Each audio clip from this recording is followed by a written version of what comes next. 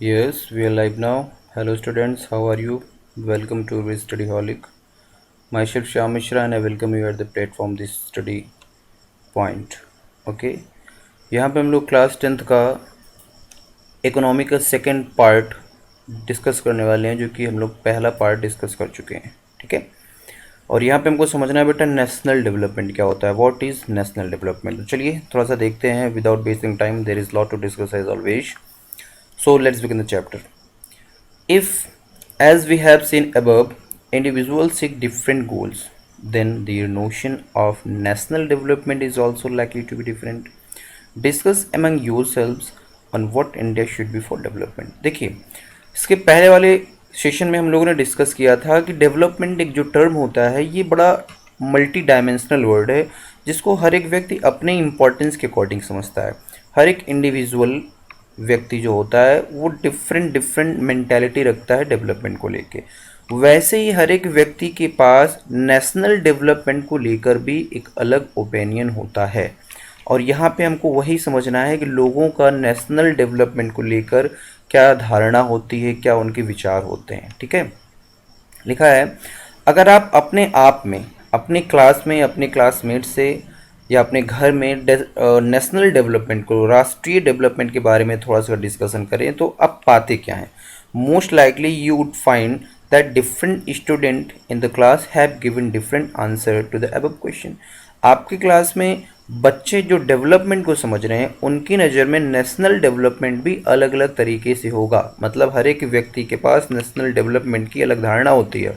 आपकी नज़र में नेशनल डेवलपमेंट कुछ और हो सकता है, किसी और व्यक्ति की नज़र में कुछ और हो सकता है.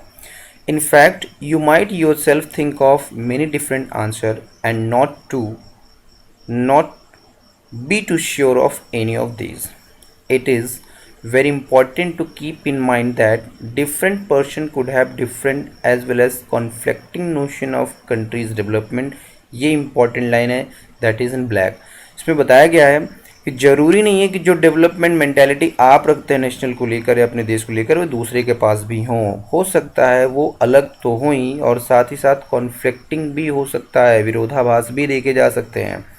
However, can all the ideas be considered equally important? Or if there are conflict, how does one decide? And what would be a fair and just path for all? We also have to think whether there is a better way of doing things. मतलब इसमें बताया गया है क्या can all ideas be consider equally important. जितने भी ideas हैं आपकी क्लास के, जितने बच्चों ने जितने आइडियाज़ दिए, अलग अलग लोग, अलग अलग बच्चे, अलग अलग स्टूडेंट अलग अलग आइडिया दिए, तो सबके आइडियाज़ क्या इंपॉर्टेंट है, इक्वली इंपॉर्टेंट है. या if they are conflict how does one decide. अगर सब बहुत सारे आइडियाज़ आएंगे तो कॉन्फ्लिक्शन होगा, और कॉन्फ्लिक्शन होगा तो किसी एक आउटकम पे कैसे पहुँचे, डिसाइड कैसे किया जाए. And what would be a fair and just path follow. और वो कौन सा एक ऐसा डिसीजन हो सकता है जो सबके लिए फैथ हो, सबके लिए बहुत ही इंपॉर्टेंट हो और सबके लिए इक्वल भी हो. इसमें एक चीज़ लिखा है, we also have to think whether there is a better way of doing things. क्या कोई और भी तरीका हो सकता है इन कामों को अच्छे ढंग से करने के लिए. Would the idea benefit a large number of people और ओनली अ स्मॉल ग्रुप. या जो आप डेवलपमेंट मेंटालिटी रख रहे हैं वो किसी एक विशेष तकबे के लिए फ़ायदेमंद होगा या फिर पूरे देश के लिए फ़ायदेमंद होगा. National development means thinking about this question. National development के अंदर ये सारे क्वेश्चन हम उठा के रखते हैं. क्या कि सबसे इम्पोर्टेंट तो यही कि जो नेशनल डेवलपमेंट के तहत जो भी मेजर्स, जो भी स्टेप लिए जा रहे हैं वो किसी इंडिविजुअल के लिए या किसी स्मॉल ग्रुप के लिए या फिर एक लार्ज नंबर के लिए बेनिफिशियल होगा. ऐसे बहुत सारे क्वेश्चन नेशनल डेवलपमेंट के तहत आते हैं. ठीक है बेटा. तो नेक्स्ट हमारा आएगा यहाँ पे. चलो ये तो आपके लिए, इसको आप देख लीजिएगा. Yes, how to compare different countries और स्टेट. ये इंपॉर्टेंट है और यहाँ से हम लोग थोड़ा सा ज़्यादा ध्यान देने वाले हैं. ठीक है. You might ask if development can mean different thing. How come some countries are generally called developed and other underdeveloped. Before we come to this let us consider another question. देखो यहाँ पे बताया गया है कि development अलग अलग measure रखता है, अलग अलग लोग अलग अलग थिंकिंग रखते हैं. तो इस तरीके से फिर हम ये कैसे समझें कि कौन सा देश डेवलप्ड है, कौन सा देश अंडर डेवलप है या कौन सा डेवलप्ड ही नहीं है. ठीक है ना. डेवलपिंग स्टेज में है। सो यहाँ पे कुछ क्वेश्चंस हैं, बेसिक क्वेश्चंस हैं, इनको हम डिस्कस करेंगे और समझने की कोशिश करेंगे कि नेशनल डेवलपमेंट क्या होता है। देखिए, when we compare different things they could have similarities as well as differences. जब भी आप किसी चीज़ को कंपेयर करते हैं, जो कि हम यहाँ पर क्या रहे हैं, पढ़ रहे हैं कि how to compare different countries और स्टेट, एक स्टेट से दूसरे स्टेट के डेवलपमेंट को कैसे कंपेयर किया जाए, एक कंट्री से दूसरे देश की कंट्री के डेवलपमेंट को कैसे कंपेयर किया जाए। तो इसमें बताया कि जब भी हम कोई चीज़ कंपेयर करते हैं, when we compare different things, हम जब दो चीज़ों के बीच में तुलनात्मक अध्ययन करते हैं बेटा, तो सबसे इंपॉर्टेंट बात क्या होती है कि उन दोनों चीज़ों में कुछ ना कुछ सिमिलैरिटीज़ होती हैं, तभी हम कंपैरिजन करते हैं। बिना सिमिलैरिटीज़ को कंपैरिजन करोगे नहीं। भाई मान लीजिए आप ही की क्लास में 2 बच्चे 3 बच्चे आप पढ़ रहे हो, जो भी हैं, उसमें क्या हम कंपैरिजन करते हैं तो ये देखा जाता है ना कि ये बच्चा थोड़ा ज़्यादा ठीक है, भाई ये बच्चा थोड़ा ज़्यादा तेज है, ये बच्चा थोड़ा सा कम सही है, इस बच्चे का आईक्यू लेवल ज़्यादा है, इस बच्चे का आईक्यू लेवल कम है। तो कहीं ना कहीं हमने आप ही की क्लास में डिफरेंसेस निकालने की कोशिश की ना, कंपैरिजन किया तो हमको डिफरेंसेस मिले। तो वो एक कुछ सिमिलैरिटीज़ होते हैं, कुछ क्राइटेरिया होते हैं, उसी पे हम कंपैरिजन करते हैं।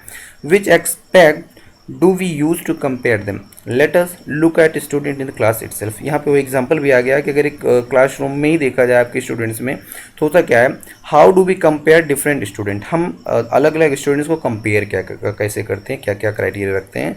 सो दे डिफर इन हाइट। तो कंपैरिजन में सिंपल सी बात है, कुछ बच्चे की हाइट अगर आप देखें तो कुछ बड़े होंगे, कुछ छोटे होंगे, कुछ ज़्यादा हेल्दी होंगे, कुछ कम हेल्दी होंगे, कुछ का टैलेंट ज़्यादा होगा, एंड इंटरेस्ट भी थोड़े लोगों का अलग अलग होता है। कुछ बच्चों का इंटरेस्ट दौड़ भाग में होता है, कुछ बच्चों का कबड्डी में होता है, कुछ बच्चों का पढ़ने में ही मन लगता है, कुछ बच्चों का कंप्यूटर में मन लगता है। तो every student have different type of interest as well.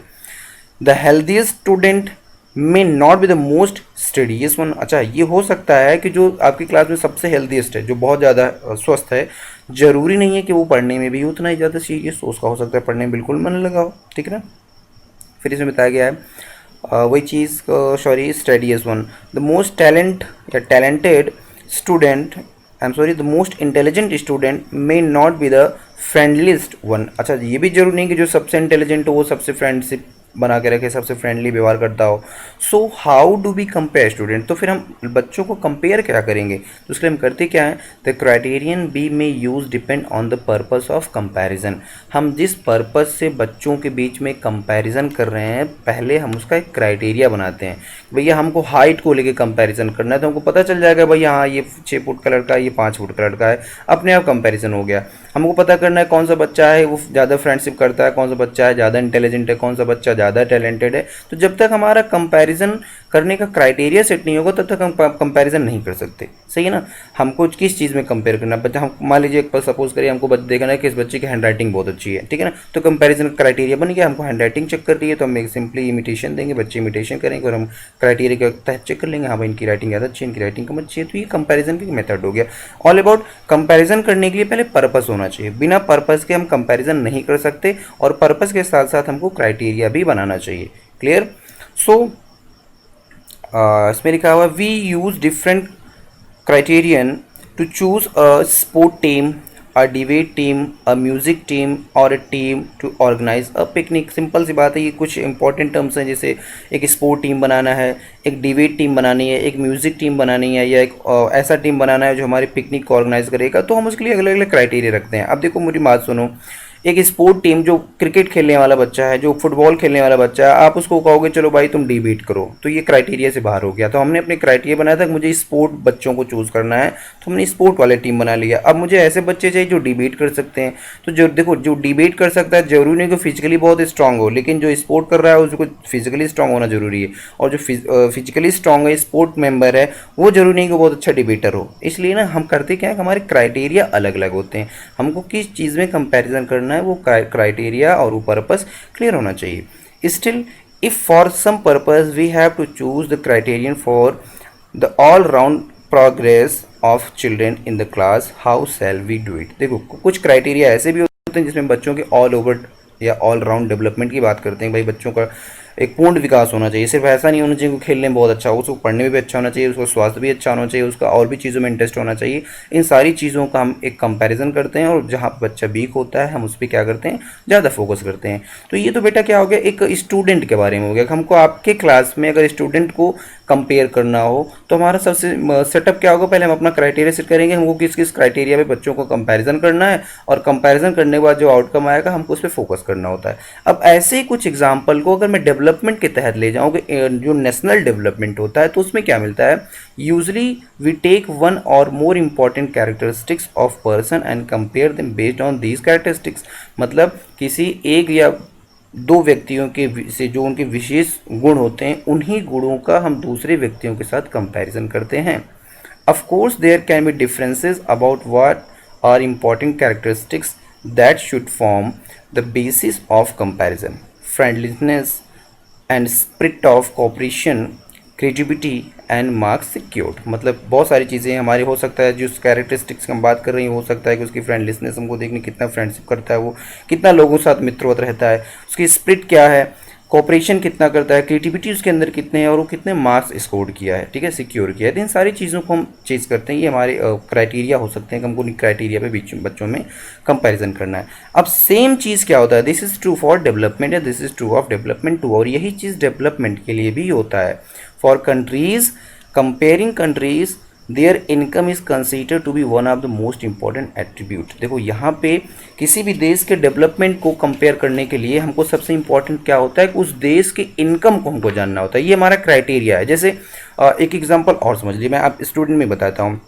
हमको कहा गया, मुझे एक वर्क दिया गया by the desk of principal और the by desk of manager कि भाई ऐसा है, मुझे ऐसे बच्चे ला के दो जिनकी हिंदी बहुत अच्छी हो, स्ट्रॉन्ग हिंदी हो। तो मैंने क्या किया, मेरा पर्पस हो गया कि मुझे हिंदी जिसकी स्पीक अच्छी हो, मुझे उसको चूज़ करना है। अब मैं कंपैरिजन करने पहुंच गया आपकी क्लास में, तो मैंने एक छोटा सा डिबेट करा दिया हिंदी के लिए। अब मैंने वहाँ पे देखा कि भाई 5-7 बच्चे निकल के आए। अब 5-7 बच्चों को मैंने क्या किया, उनको एक अलग अलग टॉपिक दे दिया।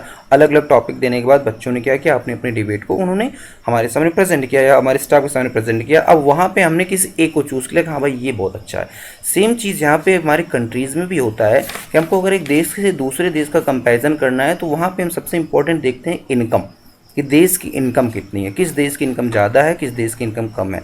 जिसकी बहुत ज़्यादा है वो डेवलप्ड कंट्री में आ रहा है, जिसका उससे कम है वो डेवलपिंग कंट्री में आ रहा है, और जिसका बहुत ज़्यादा इनकम कम है वो क्या है, वो अंडर डेवलप्ड कंट्री में आ रहा है। ठीक है बेटा, चलिए।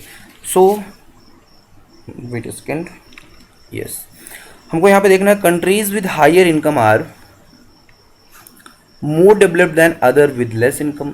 This is based on the understanding that more income means more of all things that human being need. देखो सबसे इंपॉर्टेंट बात है, किसी देश की बात अगर करें तो जो ज़्यादा डेवलप कंट्री होगी, जाहिर सी बात है उसकी इनकम जो लेस डेवलप्ड कंट्री उससे ज़्यादा होगी। This is based on the understanding, और ये थोड़ा सा अंडरस्टैंडिंग बेस्ड है कि that more income means more of all things. ज़्यादा इनकम यानी कि ज़्यादा ज़रूरतें, इंसान की ज़रूरतें भी ज़्यादा होंगी। जितना ज़्यादा आपका इनकम होता जाएगा उतनी ज़्यादा आपकी ज़रूरत भी बढ़ती जाती है। Whatever people like and should have they will be able to get their greater income. जो भी इंसान चाहता है, जो भी पसंद करता है, अगर उसके पास हायर इनकम होती है तो उन चीज़ों को आसानी से पा लेता है वो। So greater income itself is consider to be one of important या वन इम्पॉर्टेंट गोल। इसलिए किसी भी देश का जो इम्पॉर्टेंट चीज़ है वो है वहाँ का इनकम। अगर इनकम ज़्यादा है तो वो सारी चीज़ों को लगभग सारी चीज़ों को खरीद लेगा। लेकिन इसके पहले वाले सेशन में हमने बात की थी कि पैसा ही वो सारी चीज़ नहीं है, या पैसा ही ऐसा नहीं है जो सब कुछ ला के दे सकता है। इसके अलावा फिजिकल थिंग्स के अलावा भी कुछ चीज़ें होती हैं जो पैसे से नहीं ली जा सकती, जैसे रिस्पेक्ट। ठीक है ना। Now what is the income of a country. अब देखो इसको समझने के लिए मैं आपको छोटा सा एग्जाम्पल देता हूँ कि एक देश की इनकम क्या होती है। भाई देखिए, मान लीजिए कि आपके देश में या आपके गांव में, या सबसे पहले गांव को भी छोड़िए, आप अपने घर की बात कर लीजिए। आपके घर में क्या, आपके घर में 5 लोग हैं। ठीक है, 5 लोगों की फैमिली है। 5 लोगों की फैमिली में 2 लोग कमाते हैं। 2 लोग कमाते कितने हैं, 5-5 हज़ार रुपये दोनों जन की इनकम हो गई। तो आपके परिवार की इनकम कितनी हो गई, 10,000। ठीक है ना। 5 लोग हैं, जॉब करने वाले 2 लोग हैं। 5,000 रुपये एक बंदा कमाता है, 5,000 रुपये दूसरा बंदा कमाता है, तो दोनों मिला के हो गए 10,000। यानी कि आपके परिवार की इनकम क्या हो गई, 10,000 रुपये। ऐसे ही सेम बेटा आपके गांव का होगा। आपके गांव में मान लीजिए 50 लोगों की फैमिली है। 50 लोगों की फैमिली में एक घर से 10,000 रुपये कमाते हैं, या एक घर से 1,000 रुपये, मान लीजिए 1,000 रुपये एक घर की इनकम है, तो 50 घर की इनकम कितनी हो गई, 50,000। तो ये तो हो गई आपके गांव की इनकम। ऐसे ही हमारे स्टेट की इनकम होगी, और ऐसे ही हमारे देश की इनकम भी होगी। ठीक है, जैसे आपका घर का इनकम होता है वैसे हमारे देश का भी इनकम होता है। अब इनकम है क्या, समझते हैं। देखिए लिखा है the income of country is the income of all the resident of the country, यानी कि हमारे देश के जितने रेसिडेंशियल लोग हैं उनकी इनकम को ही देश की इनकम कहा जाता है। This gives as the total income of the country, यही हमारे देश की टोटल इनकम भी होती है। अब देखिए इसके लिए हमको दो तीन चीज़ें और भी पढ़नी पड़ती है जो यहाँ पे नहीं दी गई है, जैसे जीडीपी होता है, ग्रोस डोमेस्टिक प्रोडक्ट है, नेट डोमेस्टिक प्रोडक्ट है, आपका नेशनल आता है एक जिसमें राष्ट्रीय इनकम निकाला जाता है, नेशनल डोमेस्टिक प्रोडक्ट में आता है, ठीक है ना। तो डोमेस्टिक प्रोडक्ट क्या होते हैं, उसमें सारा ग्रोस आ जाता है, सारा का सारा सब कुछ उठा के हम काउंट कर लेते हैं। लेकिन जब हम नेट निकालते हैं उसमें कुछ चीज़ों को जो अप्रिशिएबल चीज़ें होती हैं, जो हमने हरास किया होता है, उसको हम बाहर निकाल देते हैं। फिलहाल हम एक दिन किसी अलग वीडियो पर आपको बताएंगे जीडीपी क्या होता है, एनडीपी क्या होता है, एनटीपी क्या होता है, सारी चीज़ों को बताएंगे, ठीक है। सो इसमें लिखा है next, how for comparison between countries total income is not such an useful manner since countries have different population. Comparison total income will not tell us what an average people is likely to earn. अब देखो अगर मैं ये करूँ कि अगर मैं देश के लोगों की इनकम से ये मान के चलूँ वो देश का इनकम हो गया, तो ये थोड़ा सा आप कह सकते हैं कि इसका मैनर जो होगा वो बहुत अच्छा नहीं होगा। कैसे नहीं, ले जाइए पाकिस्तान का ले लीजिए, तो वहाँ पे आपका लगभग 80 करोड़ के आसपास जनसंख्या है, या कुछ भी है 70 करोड़ के आसपास है, I am not exactly telling about that one. कोई और देश ले लीजिए, नेपाल ले लीजिए, वहाँ का कितना है, तो in comparison of India population वहाँ की बहुत कम है। अब इंडिया की जब पॉपुलेशन ज़्यादा है इन कंपेयर ऑफ नेपाल, तो जाहिर सी बात है कि आपका इनकम भी ज़्यादा होगा। भैया आप अपने परिवार के लीजिए, आपके परिवार में 2 लोग कमाने वाले हैं 5-5 हज़ार, तो आपके परिवार की 10,000 की इनकम है। किसी दूसरे परिवार में सिर्फ 1 लोग जॉब करने वाले होंगे, तो उनके परिवार की इनकम 5,000 ही होगी। 5 लोग आपके यहाँ भी हैं, 5 लोग उनके यहाँ भी हैं, लेकिन परिवार की इनकम क्या है, आपका 10,000 का है और उनका 5,000 का है। लेकिन जब हम पर कैपिटा इनकम निकालना शुरू करेंगे, भाई 10,000 में एक एवरेज निकालो कि सबका हिस्सा कितना आता है, तो लगभग 2-2 हज़ार रुपये के आसपास आ जाएगा। अगर 5 लोग हैं तो 2-2 हज़ार आएगा। और अगर वहाँ पे देखा जाए जहाँ पे 5 लोग हैं और 5,000 की ही इनकम है, तो वहाँ पे पर कैपिटा इनकम कितनी आएगी, 1-1 हज़ार आएगी। कभी 5 लोगों में डिवाइड कर दोगे 1-1 हज़ार आएगी। तो जाहिर सी बात है कि 2,000 वाला ज़्यादा हुआ और 1,000 वाला उससे कम हुआ, तो 2,000 वाला डेवलप्ड हो गया और 1,000 वाला वो अंडर डेवलप्ड हो गया। सेम चीज़ वहीं पर बताया गया बेटा कि यहाँ पे हम देखेंगे फिर से, since countries have different population, comparing total income will not tell us what an average person is likely to earn. Are people in one country better off than other in different countries? Hence we compare the average income. इसलिए क्या करते हैं हम लोग, total income नहीं, हम लोग average income compare करते हैं। किसी भी देश की डेवलपमेंट की स्थिति को जानने के लिए हम उस देश की एवरेज इनकम का कंपैरिजन करते हैं, ना कि टोटल इनकम का। क्यों? क्योंकि किसी देश की पॉपुलेशन ज़्यादा है तो वहाँ लोग पैसा ज़्यादा कमाएंगे, किसी देश की पॉपुलेशन कम है तो वहाँ पे लोगों का पैसा कम आएगा, टोटल में देखेंगे। लेकिन जब हम एवरेज इनकम निकालेंगे तो हमको पता चलेगा कि भैया आपके यहाँ बेसिकली लोग ज़्यादा हैं, हमारे यहाँ लोग कम हैं, लेकिन फिर भी हमारे यहाँ के लोग आपसे ज़्यादा पैसा कमाते हैं, ठीक है। तो ये एवरेज इनकम क्या होता है और कैसे निकाला जाता है, जिसका एक फॉर्मूला होता है बेटा, उसको आप लोग लिख लीजिएगा। Average income equal to total income of the country divided by its total population. क्या है? Total income of the country divided by its total population. मान लीजिए मैं आपके परिवार से बात करता हूँ, क्योंकि आप परिवार समझ लीजिए, परिवार ही देश होता है, ठीक है ना।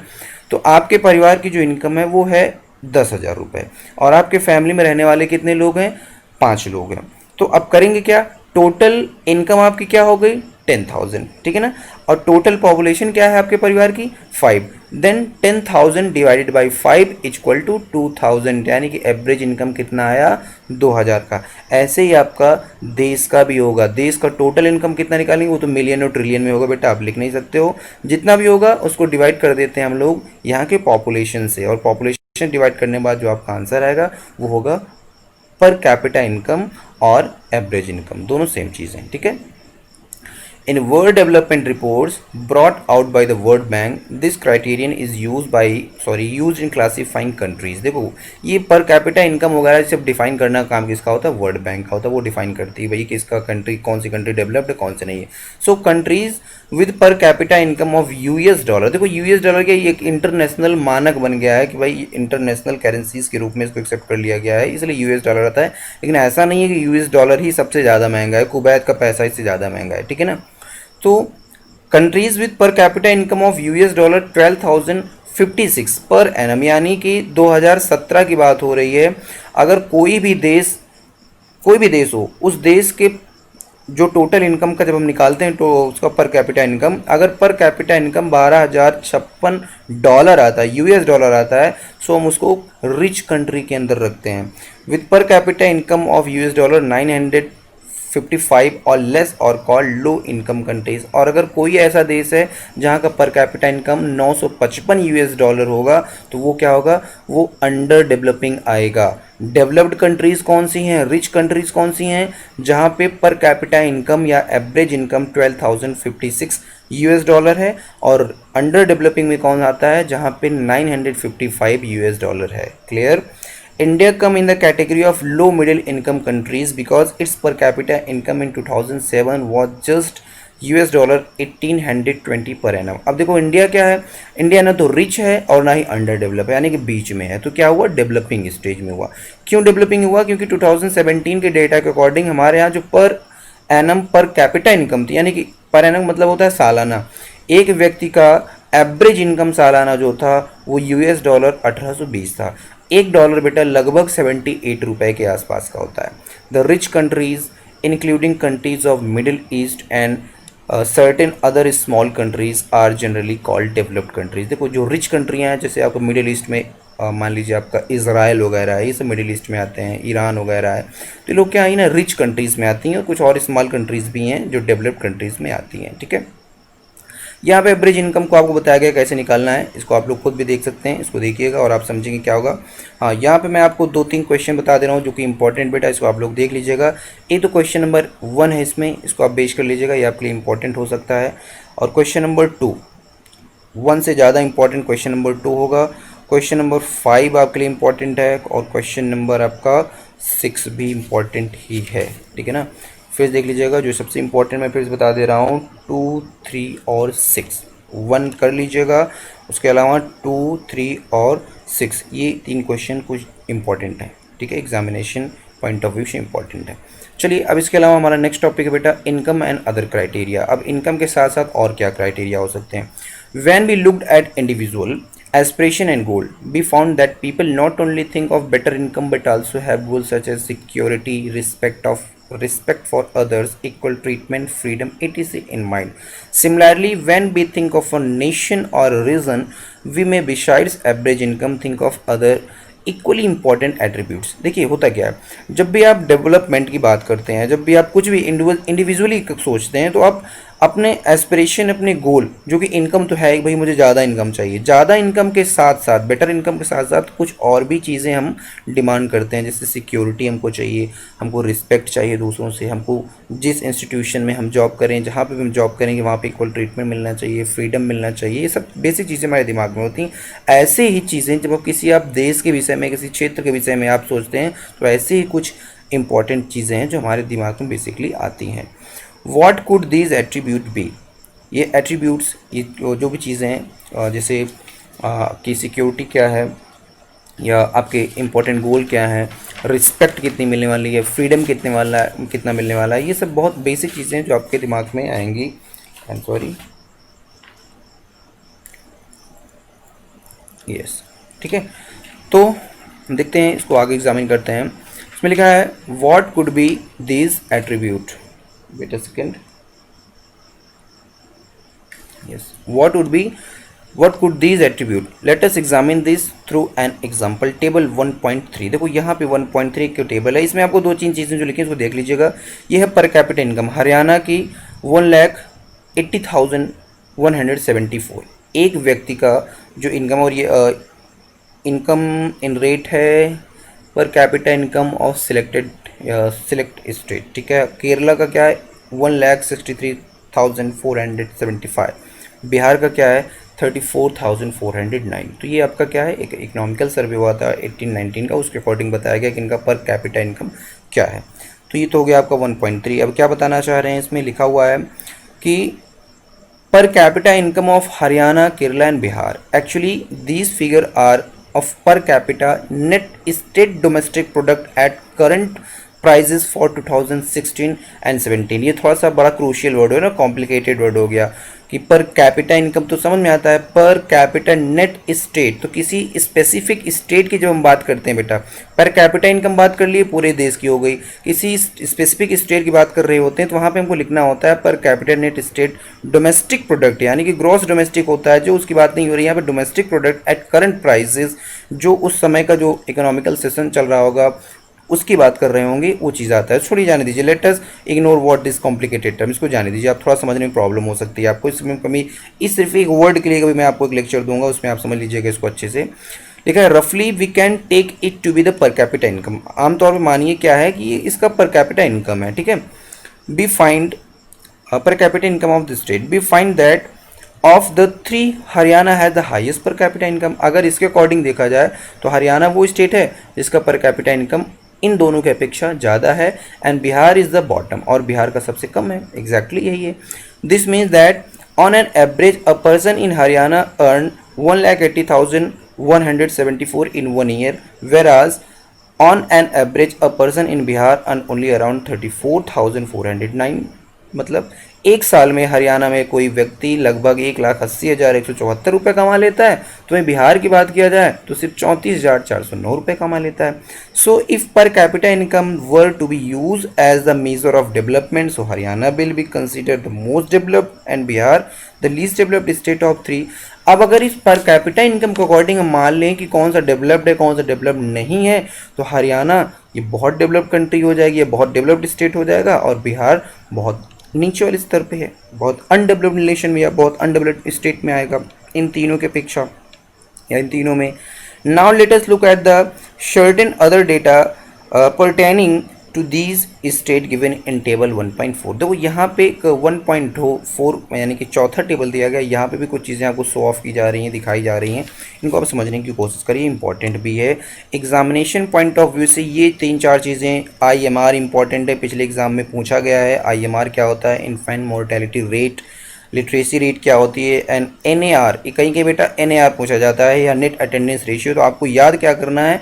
आपको IMR का फुल फॉर्म भी याद रखना है और NAR का फुल फॉर्म भी याद रखना है। इसकी डेफिनेशन यहीं पे लिखी गई, इसको डेफिनेशन पढ़ लीजिएगा। कभी कभी आपके जो आपका आज का मेमोराइजिंग वाले आंसर आ रहे हैं, 20 क्वेश्चन आते हैं, उसमें ये क्वेश्चन सीधा सीधा पूछ लिया जाता है, तो ये आपको याद करना है हर हाल में। यहाँ पे देखिए स्टेट है हरियाणा है। इन्फेंट मोर्टेलिटी रेट 1000 पे, लाइव बर्थ 2007 बताया। देखो इन्फेंट मोर्टेलिटी रेट क्या होता है?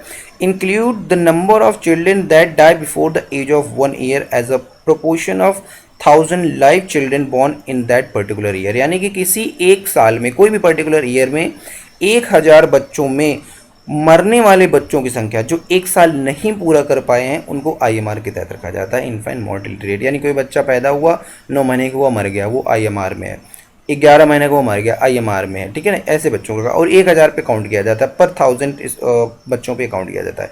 अब लिटरेसी रेट तो आपको पता होगा इसमें क्या मेजर है, the proportion of literate people in the 7 and above age group. 7 साल के ऊपर के लोगों को लिटरेसी रेट के तहत रखा जाता है। और नेट अटेंडेंस रेशियो क्या होता है? 14 से 15 साल के बच्चे जो स्कूल जाके ज्वाइन कर रहे हैं उनको नेट अटेंडेंस रेशियो में रखा जाता है। अब देखिए यहाँ पे क्या है, हरियाणा में 2017 पे देखा जाए तो इन्फेंट मोर्टेलिटी क्या थी? 1000 बच्चा पैदा होता था तो 30 बच्चे मर जाते थे, ठीक है ना? जबकि केरला में सिर्फ 10 बच्चे मरते थे और बिहार में 35 बच्चे मर जाते थे 1000 पे। 1000 बच्चा पैदा हुआ तो 30 बच्चे हरियाणा में जो एक साल के नहीं कंप्लीट होते थे, एक साल के पहले पहले मरते थे, और बिहार में 35 थे। जबकि लिटरेसी रेट देखी जाए तो हरियाणा की 82% थी, केरला की 94% थी, और इसका बिहार का 62% था। नेट अटेंडेंस रेशियो पर 100%, ये 100 बच्चों पे काउंट किया जा रहा है। सेकेंडरी स्टेज पे जब आप 14-15 साल के होते हैं, 9th-10th में जब आप जाते हैं, तब की बात हो रही है।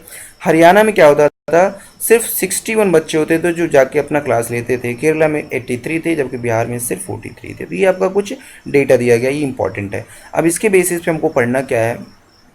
Wait a second, let me move myself here. What does this table show? The first column of the table show that in Kerala, out of 1000 children born, 10 died before completing 1 year of the age। Simple सी बात है, आपने देखा केरला में 1000 बच्चे में से 10 बच्चे ऐसे होते थे जो कि अपना कंप्लीट करने से पहले ही, वेट अ सेकेंड, 1 साल कंप्लीट करने से पहले ही मर जाते थे। केरला में 1000 में 10 बच्चे ऐसे होते थे जो 1 साल की एज कंप्लीट करने से पहले मर जाते थे, ठीक है ना? जबकि in Haryana the proportion of children dying with in 1 year of birth is 30, ऊपर लिखा गया है, which is the 2 time more than the Kerala, जो कि केरला से 2 गुना ज़्यादा है। Clear. On the other hand the per capita income of Haryana is more than that of Kerala, जबकि भी आपने पहले 1.3 वाले में देखा था कि हरियाणा का जो पर कैपिटा इनकम था वो केरला से भी ज़्यादा था। ठीक है ना। In table 1.3, just think of how dear you are to your parents. Think of how everyone is so happy when a child is born. Now try to think of parents whose children die before they even celebrate their first birthday. अब यहाँ पे आप एक imagine करिए कि एक ऐसे state में जहाँ पे पर कैपिटा इनकम तो बहुत ज़्यादा है, लोगों की इनकम बहुत ज़्यादा है, लेकिन वहाँ पे बच्चे पैदा हो रहे हैं तो उनके मरने की संख्या भी ज़्यादा है। अब थोड़ी देर के लिए आपको इमेजिन क्या करनी है, आप सोचिए कि आप अपने पेरेंट्स के लिए कितने प्रिय हैं, कितना ज़्यादा आपको पापा आपको मम्मी आपके प्यार करते हैं।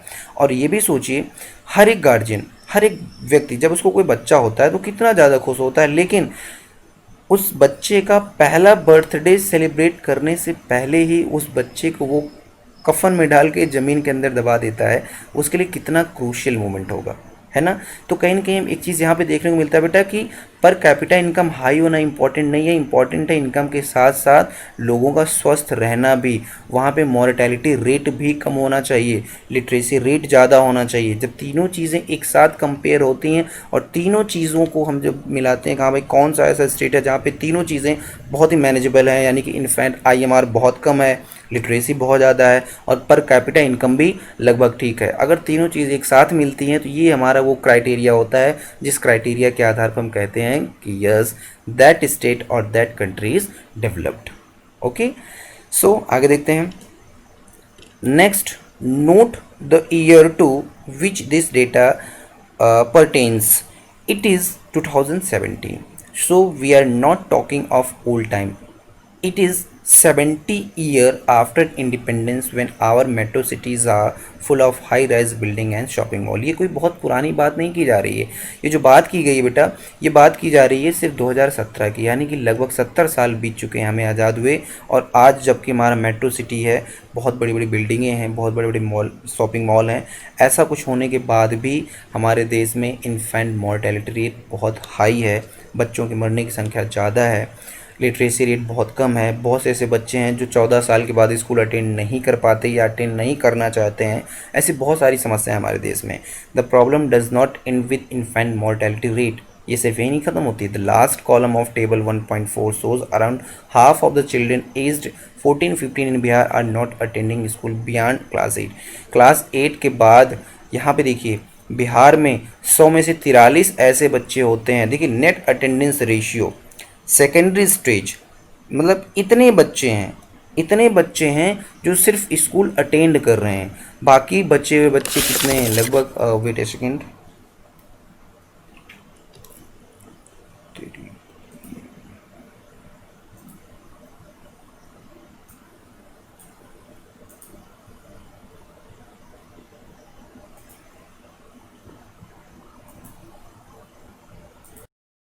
Sorry for disturbance. हाँ, तो क्या हमें देख रहे थे बेटा कि यहाँ पे बताया गया ना ये 43 स्टूडेंट्स, ये इतने बच्चे हैं 100 में जो जाके अटेंड करते हैं बियॉन्ड 8, यानी कि क्लास 8 के बाद वो क्लास 9th और 10th अटेंड करते हैं, पढ़ाई करते हैं। बाकी के जो 57 लोग हैं वो स्कूल छोड़ देते हैं। ठीक है, वही इसमें बताया गया है कि बिहार में, स्पेशली बिहार में बताया गया है 14-15 साल के जो बच्चे होते हैं वो स्कूल अटेंड नहीं करते हैं beyond class 8। This means that if you went to school in Bihar, nearly half of your elementary class would be missing. Those who could have been in school are not there. If this had happened to you, you would not be able to read what you are reading now. देखो बिहार की तरह अगर आपके हो जाए कि आप भी इस एज के बाद पढ़ना छोड़ दें, आप पढ़ने की स्थिति में ना हो या आपको पढ़ाया ना जा सके, तो आप सोचिए कि आज जहाँ पे बैठकर आप इन चीज़ों को समझ रहे हैं, जिन चीज़ों को पढ़ रहे हैं, आप इस योग्य नहीं होते। ठीक है ना। चलिए, उम्मीद करता हूँ कि आज की क्लास आपको समझ में आई होगी और इसी के साथ आज का जो सेशन होगा बेटा इसको ख़त्म किया जाएगा। जो वर्क आपको दिया गया है उस वर्क को करिएगा, अच्छे से पढ़ाई करिएगा, जो नहीं समझ में आता है मुझे पूछिएगा। Thank you, good night.